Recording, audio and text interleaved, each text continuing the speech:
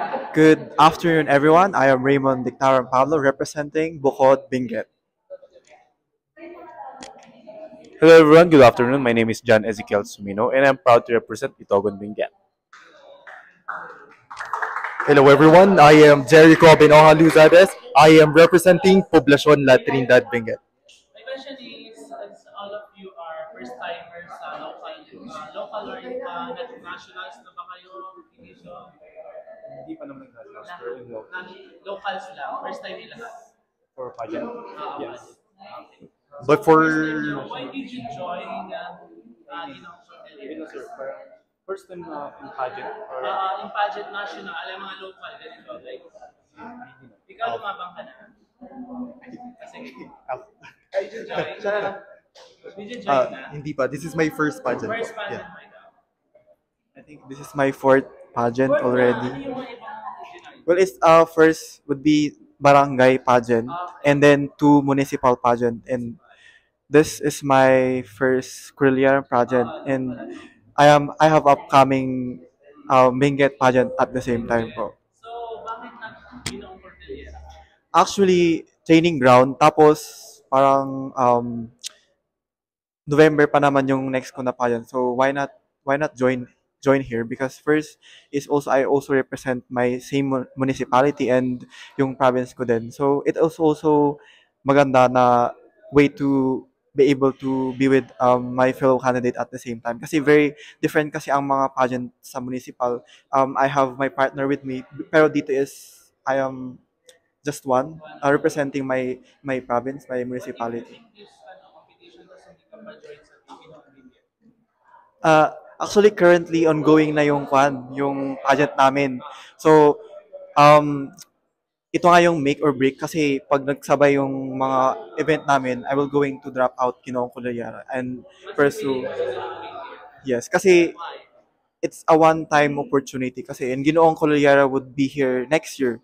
So if ever that I will going to have to choose, I'll going to choose Mr. and Miss Benguet. Okay. How about your first timer for national competition? Um, actually fourth time din ako pero nag-start ako sa schools all the way to barangay and then lately lang nag-join ako so Mr. and Miss H. Rob.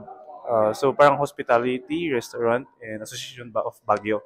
So parang medyo malaki din yung pageant and then parang yun po yung parang nag-gain ako ng strength and then parang gusto ko pang i-push yung sarili ko. That's why I joined Ginoong Cordillera. Baka may hindi pa ako na-discover sa sarili ko and then to represent my culture din naman. Ginoong Cordillera. I've heard that daming pageantries sa Ah, Baguio and Benguet and around you.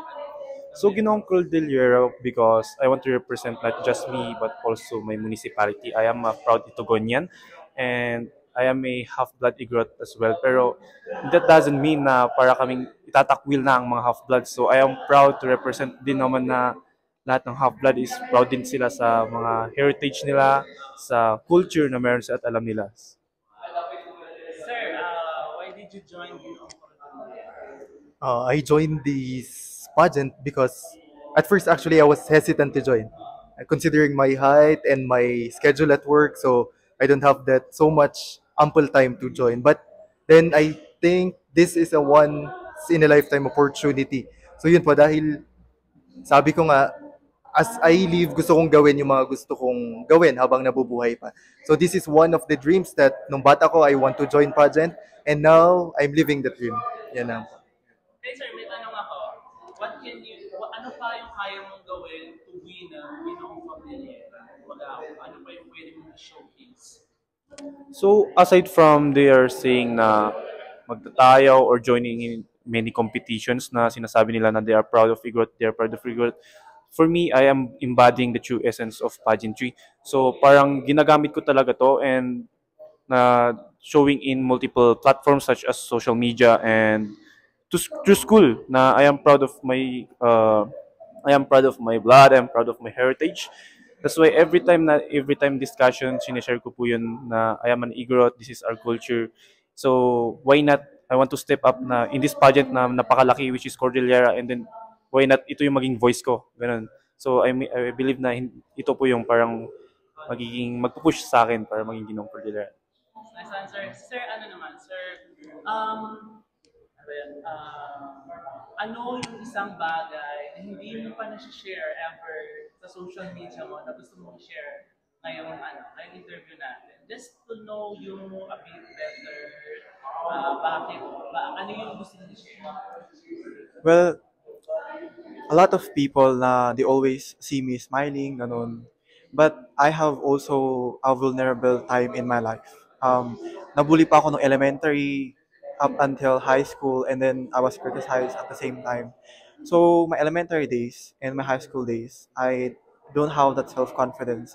And now that I did join not only pageantry, but I am also into sports, that's the first step that I find my strength, my self confidence, and now my pageantry journey has been so much. I have so much grateful for this pageant journey because first, I really have the chance to share my story, and very thankful ako kasi there are a lot of people that I have shared my story, and that they're very inspired of it, and they really pushed me na go join pageantry and share your story because you cannot inspire everyone, but those people that have the same story that you have, you're going to inspire them to believe in themselves, that despite the dark past that they have, they will going to rise above it all.